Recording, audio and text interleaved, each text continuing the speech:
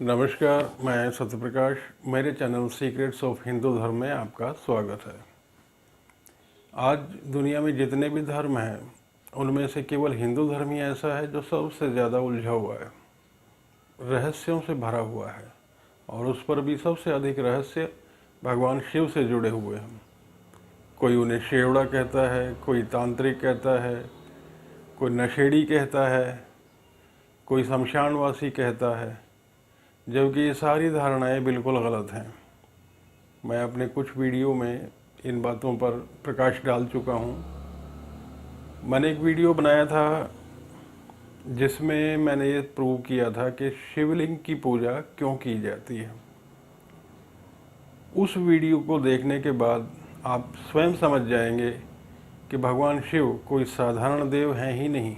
उन्हें यूं ही नहीं देवों के देव महादेव कहा जाता, उन्हें महाकाल कहा जाता है। एक वीडियो में मैंने ये भी समझाया था कि काल क्या होता है। काल समय को कहते हैं और शिव जी को कहते हैं महाकाल, यानी कि जिनका कभी समय ख़त्म ही नहीं होता। इस ब्रह्मांड में, इस दुनिया में जो भी पैदा होता है, जो भी बनता है, उन सब का अंत समय तय होता है, परंतु शिव जी का कभी अंत नहीं होता, उनका कभी समय ख़त्म नहीं होता, इसलिए उनको महाकाल कहा जाता है, महासमय। तो शिव जी के विषय में बहुत गलत धारणाएं लोगों के मन में हैं। तो मैंने पहले कुछ वीडियो बनाए हैं, आप चाहें तो डिस्क्रिप्शन बॉक्स में से उनके लिंक लेकर आप सीधे उनको देख सकते हैं। तो इस वीडियो में मैं एक और रहस्य से पर्दा हटाने जा रहा हूँ जो शिव जी से जुड़ा हुआ है। अक्सर आपने सुना होगा कि शिव जी को भोलेनाथ कहते हैं। भोलेनाथ तक तो ठीक है, लेकिन बहुत सारे लोग उन्हें भोला कहते हैं। भोला, भोला भंडारी। और ऐसा भी कहते हैं कि शिव जी तो इतने भोले हैं कि अपने ही भक्त को वरदान देकर खुद फंस जाते हैं और जान के लाले पड़ जाते हैं, डर के भागना पड़ता है। तो आज मैं यही समझाने का प्रयास करूंगा कि क्या शिव जी भोले हैं? नहीं, शिव जी भोले नहीं हैं। जो लोग ऐसा समझते हैं उनकी ये गलत धारणा है। भोलेनाथ में और स्वयं भोले होने में फ़र्क है, इन दोनों का अंतर समझना होगा।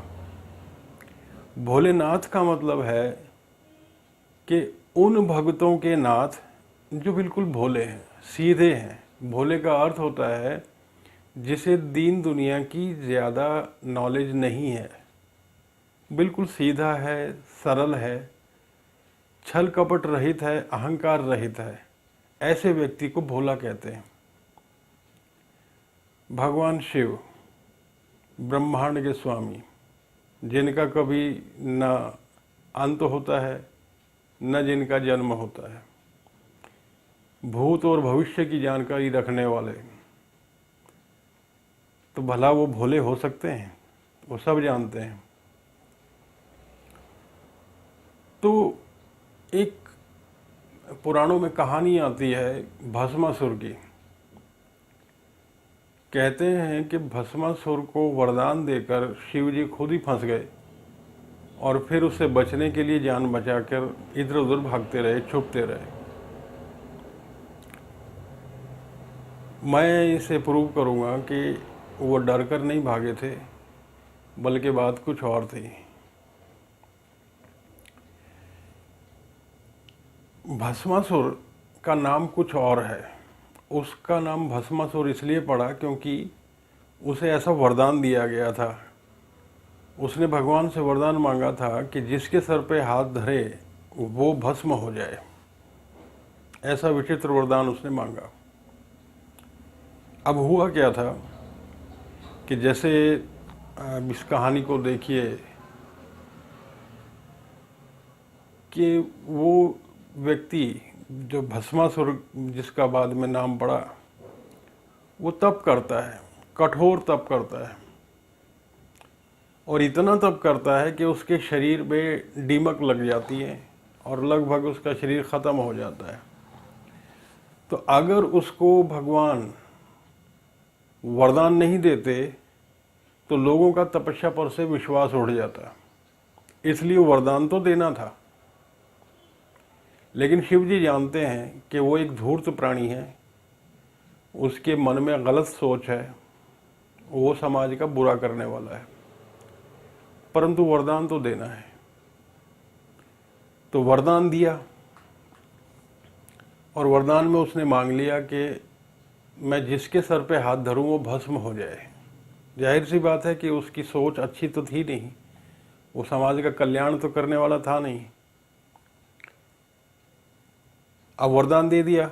वरदान देने के बाद वो इतना उतावला हो गया कि वो उसी समय जानना चाहता था कि क्या मुझे जो वरदान दिया गया है वो सच है, क्या सच में मेरे हाथ में इतनी शक्ति आ गई कि मैं जिसके सर पे हाथ धरूं वो भस्म हो जाए। भगवान शिव ने कहा कि आप खुद ही जांच के देख लीजिए। अब वो मूर्ख, उसने तो वहीं जांचना शुरू कर दिया और शिव जी के सर पे हाथ धरना शुरू कर दिया कि जी यहीं से पता चल जाएगा कि वरदान दिया है कि नहीं दिया।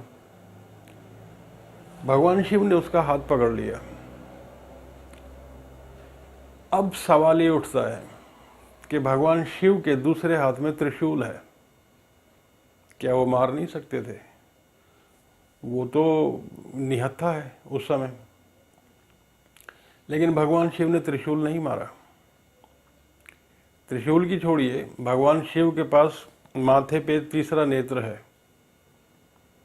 यदि वो तीसरा नेत्र खोल दें तो दूर खड़ा हुआ व्यक्ति भी भस्म हो जाता है। कामदेव को दूर से ही भस्म कर दिया था, तो क्या इसे नहीं कर सकते थे? लेकिन उन्होंने ऐसा नहीं किया।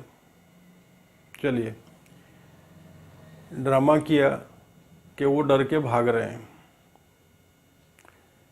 वो मूर्ख ये नहीं जानता कि भगवान शिव अनंत आत्माओं का भंडार है। वो एक ही समय में कई रूप ले सकते हैं।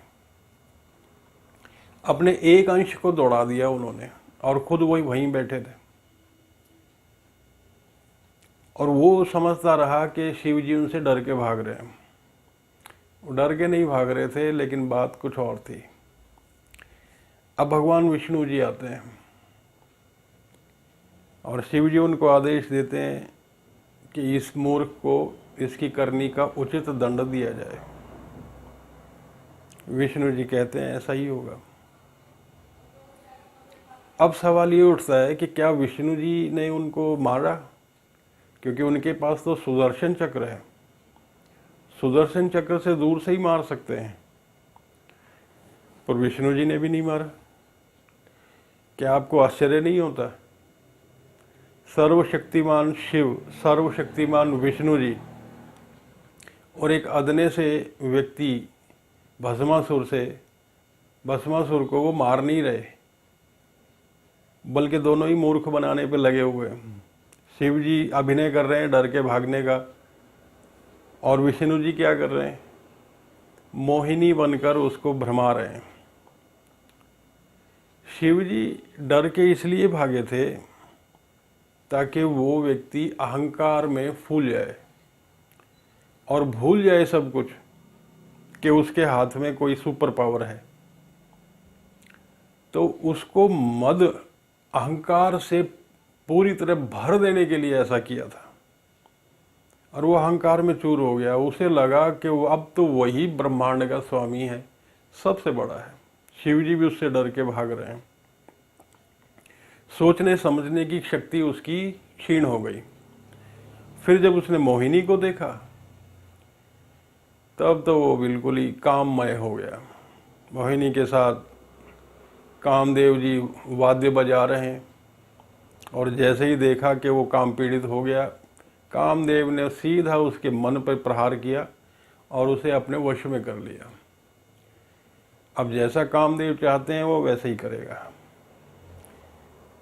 यही तो चाहते थे भगवान कि वो काममय हो जाए और भूल जाए सब कुछ। वो अब मोहिनी को चाहता था पत्नी के रूप में, और मोहिनी से निवेदन किया कि आप मेरी पत्नी बन जाइए, मैं ब्रह्मांड का स्वामी हूँ, मैं सबसे ताकतवर हूँ। मोहिनी ने कहा कि मैंने प्रतिज्ञा की हुई है कि मैं उसी से विवाह करूँगी जो मेरे जैसा नृत्य करेगा। भस्मासुर ने कहा ठीक है, हम आपकी प्रतिज्ञा का समर्थन करते हैं। हम वैसा ही नृत्य करेंगे जैसा आप करेंगी, ताकि आपकी प्रतिज्ञा बनी रहे। अब वो भूल गया। अब उसको यही फिक्र थी कि किसी तरीके से ये मोहिनी उसकी पत्नी बन जाए, तो जैसा ये नृत्य करेगी वैसा ही नृत्य वो करेगा और कोई गलती ना रह जाए। नृत्य आरंभ हुआ। अब नृत्य करते करते उसने जो आखिरी मुद्रा बनाई, मोहिनी ने अपना ही हाथ अपने सर पे रख के और कुछ ऐसी मुद्रा बनाई।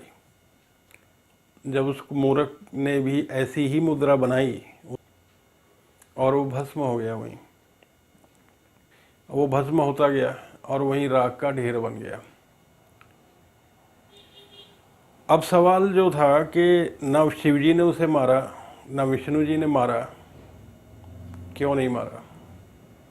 इसलिए नहीं मारा कि यदि शिवजी उसे मारते तो भी और विष्णु जी मारते तो भी वो मुक्त हो जाता, अमर हो जाता। और भगवान ऐसे मूर्ख प्राणी को मुक्त नहीं करना चाहते थे, उसे अमर नहीं करना चाहते थे। अब वो कैसे मारा गया? अपनी मूर्खता से मारा गया, अपनी बेवकूफ़ी से। जब उसे पता था कि उसके हाथ में एक ऐसी शक्ति है कि जिसके सर पे हाथ रखे वो भस्म हो जाए, तो उसे अपने सर पे हाथ नहीं रखना चाहिए था। उसने रख दिया और भस्म हो गया। आत्महत्या की उसने। मैंने पहले एक वीडियो बनाया था जिसमें मैंने बताया था कि आत्महत्या करने वाला व्यक्ति भूत योनि में जाता है, और भूत योनि में जाने का मतलब है कि वो ऐसे अंधकारमय जीवन में चला जाता है कि जहाँ उसके पास शरीर नहीं होता।